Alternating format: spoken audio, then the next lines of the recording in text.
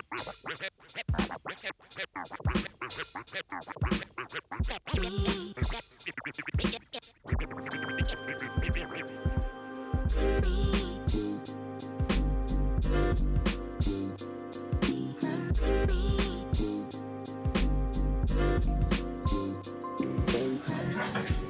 Guys and welcome back to the new blog. जी दोस्तों, तो आज की वीडियो जो टॉपिक है ना, बहुत ही ज़्यादा इंटरेस्टिंग है, क्योंकि आज से 2-3 साल पहले मैंने अपने आप से सेम क्वेश्चन पूछा था, और रिसेंटली मुझसे किसी ने इस टाइम पर क्वेश्चन पूछा, तो मुझे ध्यान आया कि यार ये बहुत ही इंटरेस्टिंग है, एक बात करनी वीडियो में, तो इसलिए मैं वीडियो बना रहे हैं। अगर आपको मुझसे बात करनी है तो हमारे साथ वीडियो कॉल बुक कर सकते हो, इसका लिंक आपको डिस्क्रिप्शन में मिल जाएगा। अगर आपको मुझसे कुछ भी पूछना है हंजरी के बारे में, तो भाई मेरा इंस्टा यहाँ पे शो हो रहा होगा पूरी वीडियो में, आप मुझे मैसेज कर सकते हो मेरे इंस्टाग्राम पे, और मैं रिप्लाई कर देता हूँ, कोई इशू नहीं है। तो बैक टू द टॉपिक। तो भाई ने मुझसे पूछा था कि आप हंजरी में रह रहे हो और आपने ग्रेजुएशन करी है, वो किसी डिफरेंट फील्ड में करी है, बट आप एक रेस्टोरेंट में जॉब कर रहे हो जिसके लिए कोई स्किल नहीं चाहिए होती है, तो बेसिकली अनस्किल्ड जॉब है। तो आप ऐसा क्यों कर रहे हो? मतलब ये वर्थ है सब कुछ करना लाइफ में कि आप बाहर जाओ, पढ़ाई करो, और फिर एक रेस्टोरेंट में जॉब कर रहे हो जो कि आपको बिना डिग्री भी मिल सकती थी।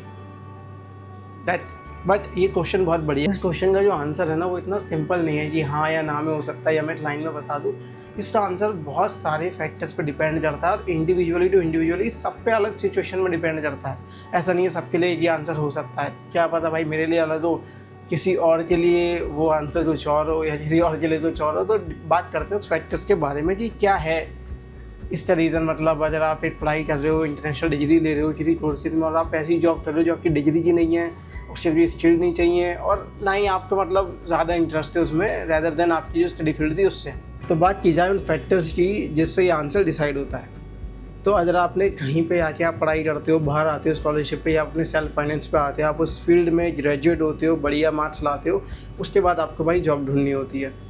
जॉब आपको मिल गई तो ठीक है, वरना भाई आपकी लाइफ तो चली रही है, आपके एक्सपेंसेस तो आएंगे, आपको रेंट पे करना है, अपने भाई लिविंग एक्सपेंसेस कवर करने हैं, वो सारी चीज़ें तो लाइफ में रुकेंगी नहीं। ऐसा नहीं है कि जिस दिन मेरी जॉब लगेगी उस दिन से वो एक्सपेंसेस शुरू होंगे, वो तो ऑलरेडी बैक हैंड चल ही रहे हैं और वो चलते ही रहेंगे। तो उनको मैनेज करने के लिए अगर आपकी फैमिली आपकी हेल्प कर सकती है, या आपके कोई भाई बंधु आपकी हेल्प कर सकता है, जब तक आपकी उस फील्ड में जॉब न लगे जिसमें आप करना चाहते हो, तो आप भाई ब्लेस्ड हो, मान लो। ब्लेस्ड हम सभी हैं। अगर हम भाई कुछ भी जॉब कर पा रहे हैं और हमारे पे सब बहुत सारी चीज़ें नॉर्मल है लाइफ हमारी, हम सब ब्लेस्ड हैं। बट आप मान लो थोड़ा आप और प्लस में हो, क्योंकि आपकी फैमिली आपको सपोर्ट कर सकती है उस वहाँ पे ही जहाँ पे यार आपको सपोर्ट चाहिए, जिससे कि आप इजीली जॉब ढूंढ पाओ अपनी फील्ड में। बट अगर भाई किसी की फैमिली पे वो पैसे नहीं है सपोर्ट करने के, उस इंसान पे खुद भी नहीं है, तो भाई उसको एक्सपेंसेस कवर करने के लिए कुछ ना कुछ करना पड़ेगा। आज नहीं तो चल भाई करना तो पड़ेगा। ऐसा नहीं है कि तुम भाई उसको अवॉइड करते रहोगे। और अवॉइड करके क्या कर लोगे? मान लो अगर मैं बोलूँ कि अगर मुझे मेरी फील्ड में 5 साल तक जॉब नहीं मिलेगी, तो मैं जॉब नहीं करूँगा कहीं भी। तो इसलिए तुक नहीं बनता ना भाई। 5 साल में अपनी लाइफ के बेकार ही कर रहा हूँ। मतलब मैं ना उसमें कुछ कर रहा हूँ, ना उसमें कुछ सीख रहा हूँ, ना उसमें कहीं जा रहा हूँ, ट्रैवल कर रहा हूँ, कुछ भी नहीं कर रहा हूँ, खाली बस उस जॉब के लिए ढूंढ रहा हूँ। और क्या गारंटी है भाई जब मैं वहाँ पे वो जॉब करनी शुरू करूँगा, वहाँ पे बहुत ज़्यादा ही सेटिस्फाई रहूँगा, जो मैं अभी नहीं हूँ लाइफ में। कुछ लोग होते हैं भाई, उनको मतलब एक फाइनेंशियल बैकग्राउंड सेटअप होता है उनकी फैमिली से पीछे, तो उन पर टाइम होता है रिस्क लेने का, चीज़ें करने का, सारी चीज़ों को मैनेज करने का। वरना उनकी फैमिली उनकी भाई नॉर्मल हेल्प तो कर सकती है कि देखो भाई हम तुम्हारी फाइनेंशियल सपोर्ट कर देंगे जब तक तुम्हें अपनी फील्ड में जॉब ना मिले। बट उनका क्या भाई, अगर इन पे नहीं है तो भाई उनको जॉब करनी पड़ेगी। और दूसरा फैक्टर ये है भाई यहाँ के इमिग्रेशन लॉस। हर एक कंट्री के इमिग्रेशन लॉ बहुत ही ज़्यादा अलग होते हैं, कहीं पे इजी होते हैं, कहीं पे हार्ड होते हैं। तो यहाँ पे इमिग्रेशन लॉ ऐसा है, अगर आप भाई स्टूडेंट हो, और किसी भी कंट्री के अगर स्टूडेंट हो, तो आपके पास स्टडी वीज़ा है। जैसे आपकी स्टडी खत्म होगी तो रीज़न आपको देना पड़ेगा स्टे करने का यहाँ पे। ऐसा नहीं है कि अगर आप भाई ग्रेजुएट हुए, नहीं जी मैं तो 1 साल जॉब हंट करना चाहता हूँ, ऐसा नहीं होता है। वो आपको 9 मंथ का यहाँ पे जॉब सर्चिंग वीज़ा देते हैं। बट वही है ना कि भाई उसमें भी आप क्या है, कंपनीज़ आपको हायर कर रही हैं, 9 महीने के बाद टाइम होता है।